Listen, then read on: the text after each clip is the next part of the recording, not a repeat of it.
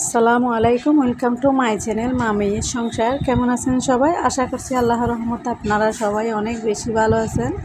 আমি আলহামদুলিল্লাহ আপনাদের দোয়ায় অনেক অনেক ভালো আছি। তো বন্ধুরা, আজকে হচ্ছে সকালবেলা ঘুম থেকে উঠে অনেকগুলো রুটি বানিয়ে ফেলেছি। দেখতে পারতেছেন বন্ধুরা, অনেকগুলো রুটি বানিয়ে নিয়েছি, এরপরে ভেজেও নিয়েছি। তো অন্য চুলার মধ্যে বসিয়ে দিয়েছি হচ্ছে পেশোয়ারি।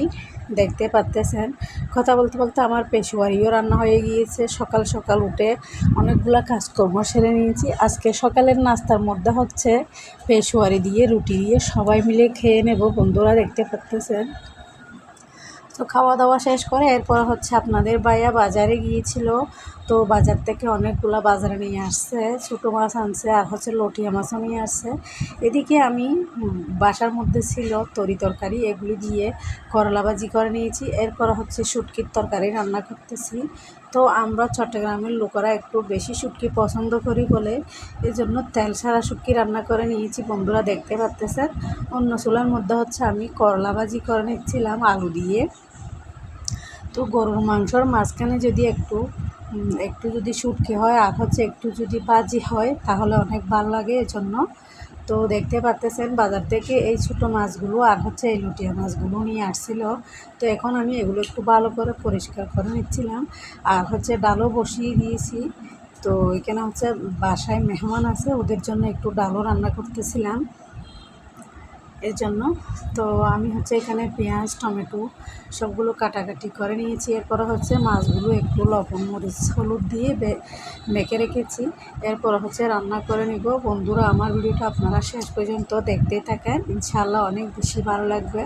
তো বন্ধুরা, দেখতে দেখতে যদি ভিডিওর কোনো অংশে একটু হলেও ভালো লেগে থাকে, বন্ধুরা একটা লাইক দিবেন, সাবস্ক্রাইব করে আমার চ্যানেলের পাশেই থাকবেন। কথা বলতে বলতে এদিকে আমার ছোটো মাছটা রান্না হয়ে গিয়েছে।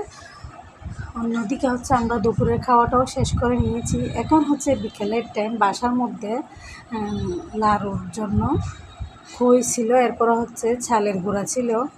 এগুলো হচ্ছে ছাল ভাজার গুঁড়ি দিয়ে এই লাড়ুগুলো বানিয়ে নিয়েছিলাম।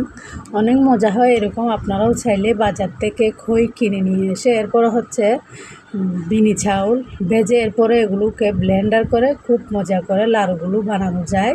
তো আপনারাও চাইলে বাসার মধ্যে এরকম নাস্তার জন্য করে নিতে পারবেন। তো বিকালে খাওয়া দাওয়া শেষ করে এরপর হচ্ছে এখন রাত্রিবেলা হয়ে গিয়েছিল।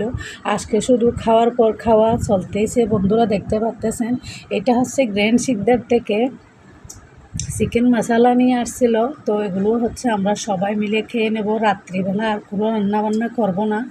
তো এই জন্য হচ্ছে এগুলোই খাবো।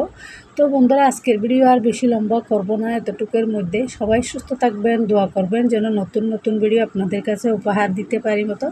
কথা বলতে বলতে আমরা সবাই খেতেই বসে গিয়েছি। খাওয়া দাওয়া শেষ করে এরপর হচ্ছে আজকে ভাত খাবো না, এই জন্য পরোটা দিয়েই খাবো। তো দেখতে পারতেছেন এখন সবাই মিলে আমরা খেতেই বসে গিয়েছিলাম। বন্ধুরা, সবাই দোয়া করবেন, সুস্থ থাকবেন। আসসালামু আলাইকুম, আল্লাহ হাফেজ।